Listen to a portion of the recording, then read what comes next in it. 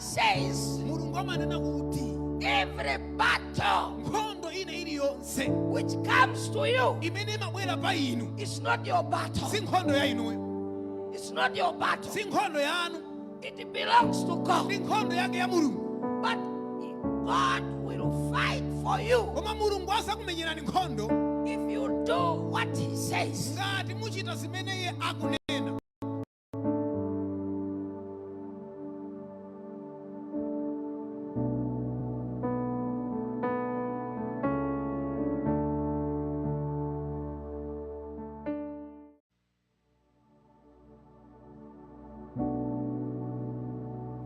God says every battle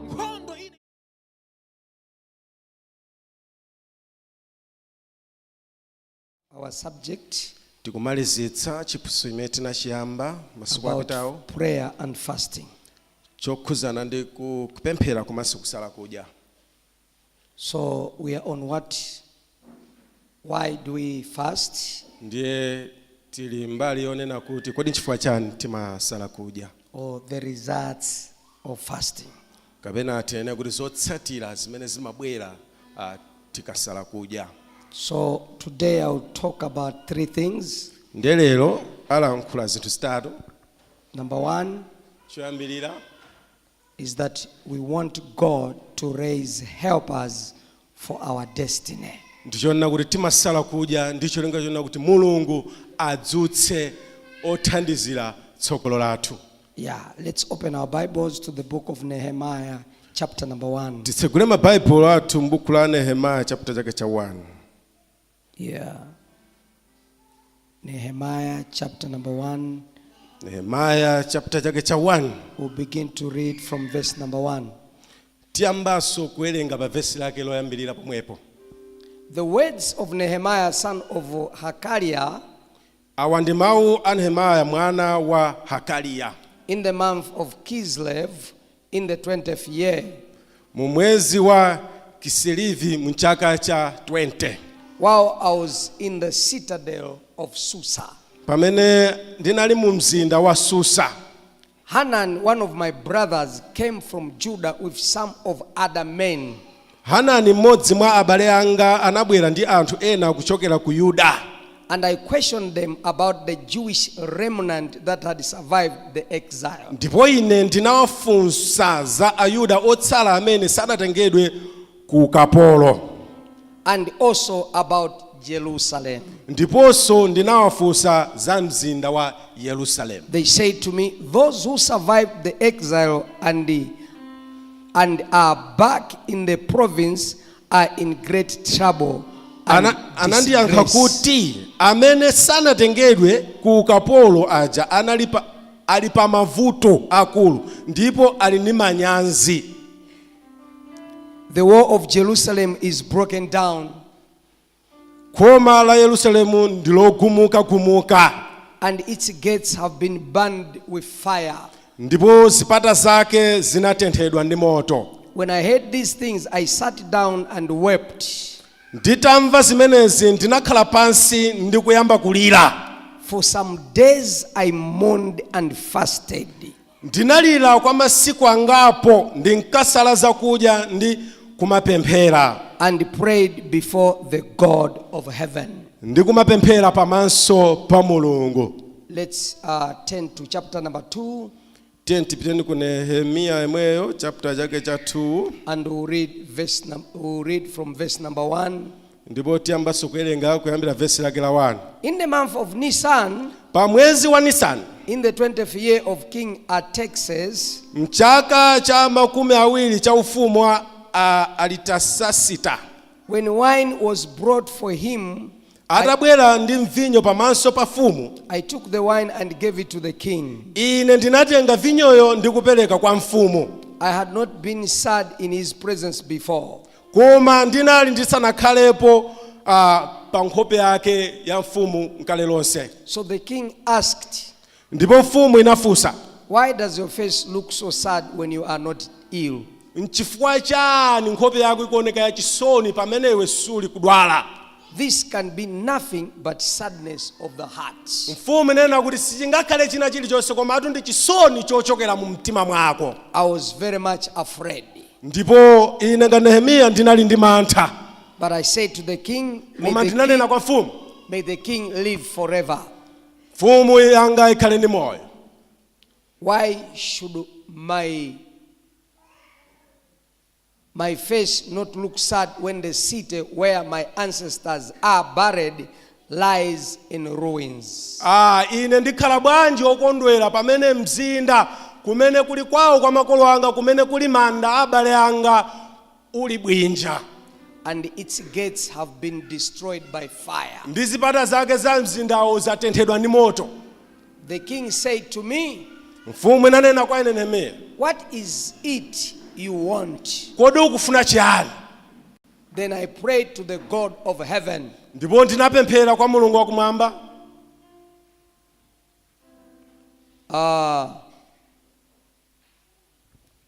Verse number 7.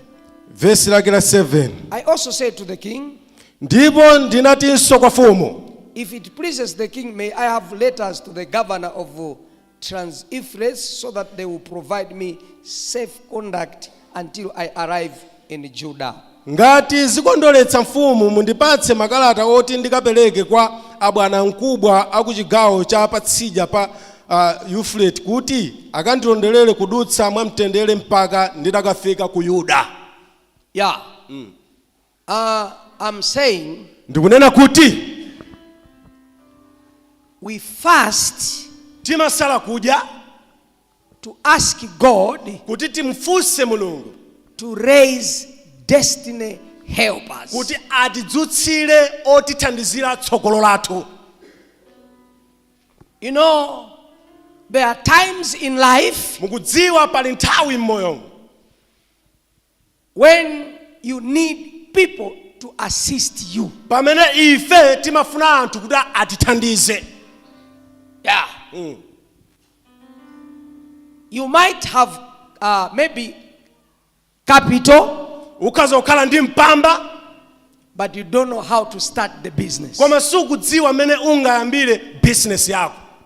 You might be educated, ukazokhala munthu ophunzira bwino, but you don't know how to start your career. koma sukudziwa kuti kodi iweyo ulowera kuti kumbali ya You ntchito. can have good ideas ukazokhala ndi malingaliro abwino to do things, opangira zinthu, but you don't know where to start from. koma sukudziwa kuti kodi uyambira pati.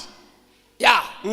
You might be a hard worker, ukazokhala munthu olimbikira ntchito kwambiri, and you work so hard, ndipo iwe umagwira ntchito molimbika, but for yourself to rise up, koma iweyo pawekha kuti udzuke, you need some people to assist you. pamenepo umafunikira anthu kuti akuthandize. I have discovered ndazindikira that in life, kuti m'moyo people help each other. anthu amathandizana wina ndi nzake. Yeah, people help each other. anthu amathandizana wina ndi For nzake. somebody to rise up, kwa wina kuti akadzuke, for somebody to prosper, kwa wina kuti akatukuke m'moyo, for somebody to become a great man, kwa wina kuti akafike kukhala munthu wamkulu, there is a need for somebody ndithu pamakhala mkono wa wina wake to lift you up. kuti umudzutse munthu uja.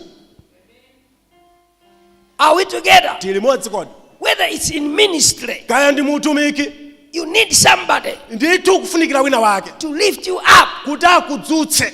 Yes, we see Apostle Paul, tikuona mtumwi Paulo when God spoke to him pamene Mulungu analankhula kwa iye that you be an apostle, kuti iwe udzakhala mtumwi, you be a preacher, iwe udzakhala mlaliki, but he didn't know how to start. koma sanadziwe kuti kodi ayamba bwanji. He just started shouting at people with iyeyo messages, anangoyamba kulalikira kwa anthu pa zinthu zosamveka, and people became angry ndipo anthu anakwiya naye, and they wanted to kill him. amafuna kumupha.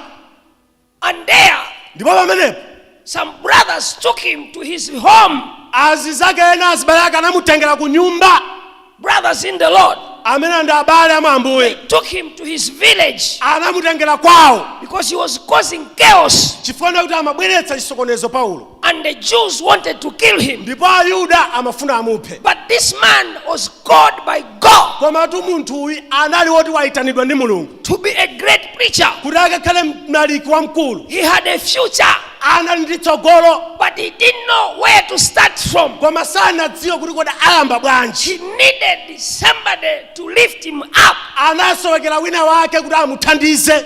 Are we together? Tili modzi kodi. You might be here today. Mukhazokhala pano You lero. have ideas. Muli ndi malingaliro. You have papers. Inu muli ndi mapepala. You have skill. Inu muli ndi luso. But you don't know how to start. Koma simukudziwa kuti muyamba bwanji. There are people whom God have raised Alipo anthu amene Mulungu adzutsa. who are pace setters. Amene amayika tsogolo la anthu kuwapanga kuti liyambepo. Amene amayambisa zinthu. Kumuyambisira wina kuti apite chisogolo. Amen. Kuli anthu ali uso kunja kuno. Koma ndi luso lawo sanganyamuke popanda wina kuyambisa. Kuli anthu anzeru kunja kuno. Koma ndi nzeru zawozo palibe amene pali sangazuke anthu aja sangapange kanthu ngati sipakhala munthu owatukula.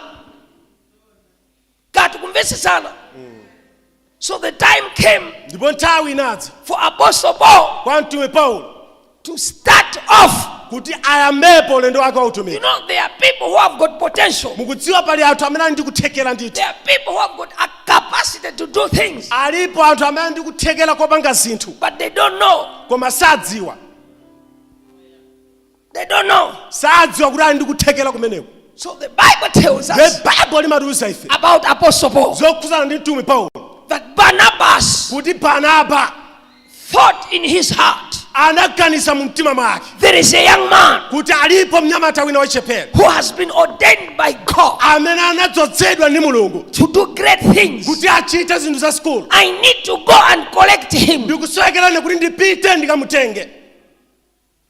May God raise somebody Mulungu adzutse wina wake to correct you kuti akakufuneni ndi kukutengani kumene muliko and lift you. ndi kukukwezani kuyikani pamalo abwino. If it were not for Barnabas, Ngati Barnaba sakanachita the calling would have been in Apostle Paul, ndiye kuti utumiki ukanakhala mwa atumiki Paulo but doing nothing. koma rosapanga kana kalikonse. Are we together? Tili modzi kodi. Yeah. It takes someone Zimatengera wina wake to raise somebody. kuti amudzutse wina wake. I don't know if I'm communicating. Sindikudziwa ngati tikulumikisana bwinobwino. So there are people Ndiye pali anthu whom God has given ability amene Mulungu apatsa kuthekera to do things, kuti azichita zinthu. but without a destiny helper, Koma popanda othandizira tsogololo they will do nothing. ndiye kuti anthu aja sapanga kalikonse. They need somebody Akusowekera wina wake to assist you. kuti awathandize. You might be in problems. Ukazokhala m'mavuto, You are failing to come out. ukulephera kutulukamo, But the problems that you are in, koma mavuto amene ulimo there are people alipo anthu who can rescue you. amene akhoza kukupulumutsa kuchokera m'mavuto amenewo. Tikumvesesana bwinobwino. Umakhala mavuto. Mavuto oti kwa iwe sizingatheke kuti utulukemo. Koma kuli anthu oti kwa iwo chimenecho sivuto. Akufunika ameneyo apezeke akuthandize utuluke mavuto ameneyo. Amen. Yeah. We need each other. Ifeyo timasowekera wina ndi mzake. You cannot be a lone ranger. Iwenso ungakhale munthu chiyenda yekha. You need somebody to assist you. Ukusowekera wina wake kuti azikuthandiza akuthandize. Are we together? Tili modzi kodi. So, if you know you have capacity Ndiye ngati ukudziwa kuti uli ndi kuthekera to do some things, kopanga zinthu but you don't know where to start from, koma sukudziwa kuti uyambira pati, begin to pray yamba kupemphera so that God should raise people kuti Mulungu akudzutsire anthu who can help you. amene angakuthandize iweyo. As a child of God, Ngati mwana wa Mulungu it is shameful ndi chinthu cha manyazi to begin to go to one house, from one house to another house, kuyamba kumapita m'manyumba mwa anthu to beg people kukapempha anthu to help you. kuti akuthandize. It's disgrace. Ndi chinthu cha manyazi. I'm telling you, it's disgrace. Nukuzani ndi chinthu chamanyazi kwambiri. Because you don't know Chifukwa sukudziwa what they will talk about you kuti kodi akalankhula zotani za iwe when kusema. you go to them. Pamene wapita kwa iwo. Are we together? Tili modzi kodi. But God Koma Mulungu has the power ali ndi mphamvu to raise people yodzutsa anthu who can help you. amene angakuthandize iwe. We have read a story here Tawerenga nkhani apa of Nehemiah. yokhuza Nehemiya. Nehemiah was a slave. Nehemiya anali kapolo. He was in Babylon. Yeye anali ku Babuloni. A slave Kapolo can have capacity akazokhala ndi kuthekera to do things, kopanga zinthu but cannot do more than he can koma sangachite modutsira mulingo wake unless he is set free. pokapoka ngati wamasulidwa.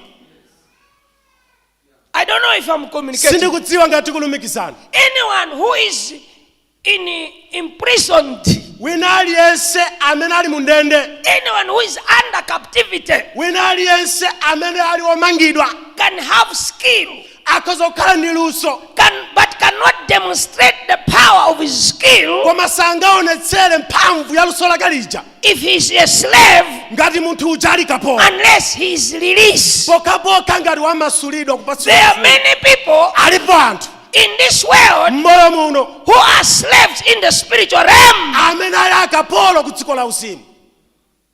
That's why people cannot prosper. N'chifukwa chake anthu sangatukuke. That's why people cannot be educated. N'chifukwa chake anthu sangakhala ophunzira. Something is oppressing them. China chake chimakhala chikuwapinga. Unless God raise people Pokapoka ngati Mulungu wadzutsa anthu to set you free. kuti iweyo akumasule. God raise anointed people. Mulungu amadzutsa anthu odzozedwa. He anoints them Amawadzoza who can declare freedom amene angalengeze ufulu upon your life. pa moyo wako. And from that moment, Ndipo kuchokera mtawi your life will change. moyo wako umayamba kusintha.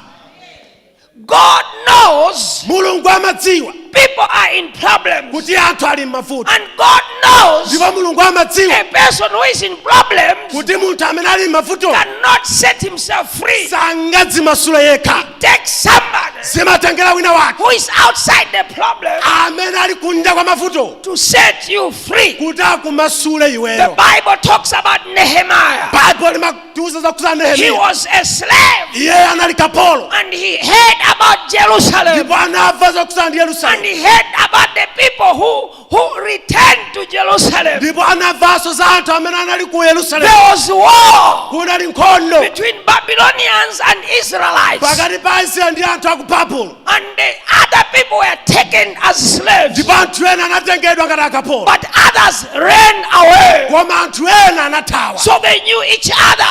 Ndiye amadziwana mwina ndi That we zake have brothers and sisters kuti ife tili ndi abale athu who ran away. amene anathawa. They survived the war. Iwowo anayithawa They nkhondo. were not taken. Iwowo sanatengedwe. So they wanted to know Ndi amafuna kudziwa about their relatives. zokhudzana ndi abale awo. Some people came Anthu ena anadza and began to narrate the story. nayamba kufotokoza za nkhaniyi. He said it is not well Nanena kuti sizili bwino with the people ndi anthu who are at home. amene ali kumudzi. He asked about the temple. Anafunsa zokhudzana ndi tchalichi The temple is broken down. kuti tchalichi chinawonongedwa He asked chinagwetsedwa. about the wall.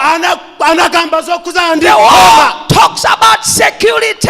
Khoma likukamba zokhudzana ndi chitetezo. But the children of Israel were protected by their wall. Kuti ana a Israeli amatetezeka ndi khomalo. But the narration of the story says Koma ati ofotokoza nkhaniyo akuti the wall was broken, ndipo mpandawo unagwetsedwa. which tells us Zimene zikutiuza ife the people that are there kuti anthu amene ali have kumene no security. alibe chitetezo. They are vulnerable. Amenewo ali pa chiopsezo. Are we together? Tili modzi. Asking about the gates. Anafunsa zokhudzana ndi zipata. He said the gates were bent down Anena kuti zipata zinawotchedwa. and the people are suffering. Ndipo anthu akuvutika. Have no leader. Alibe mtsogoleri. Have no one to rescue them. Alibe wina aliyense have no one to help them. alibe wina aliyense Their wathandiza destiny is stuck. ndipo tsogolo lawo They have langokazi no hope. alibe chiyembekezo They are going nowhere. sakupita kulikonse Brothers and sisters, abale ndi alongo in life, mmoyo you reach a stage umafika mlingo where you have no hope, pamene umakhala where there is no solution. umakhala kuti sikuona njira God raised people mulungu amadzutsa anthu to set you free. kuti akumasule iweyo Are we together? tili modzi kodi So the Bible tells us baibulo limatiusa ife Nehemiah nehemiya began to weep, anayamba kulira began to cry. anayamba kudandaula It touched him. zinamukhudza iye Listen, ladies and gentlemen, tamvetserana amayenda people can hear about your problems, anthu akhaza kuva zokhudzana mavuto but anu they are not concerned. koma sangakhudzike But instead, they will be sarcastic. komatu molomokhala okhudzika akhala achipongwe Tikumvisisana? Anthu atakumva za mavuto anu, anthu atakumva za kuvutika kwanu, koma malo moti athandiza atakumangokusekani, atakumangonyosa. Tikumvisisana bwinobwino. amen But the Bible tells us koma baibulo limatiusa ife when Nehemiah heard about the suffering, kuti pamene nehemiya anamva zokhudzana ndi chisusocho he began to cry. anayamba kulira He was concerned. iye anakhudzika He felt pain. ndipo anamva kuwawa There is a category of people alipo anthu whom God raised, amene mulungu amawadzutsa who can feel about you, amene angamve zokhudzana ndi who mavuto can be concerned about you. amene angakhudzika ndi mene moyo In this life, moyo uno God raised people mulungu amadzutsa anthu who are concerned about you, amene alokhudzika ndi iwe who will feel to help you.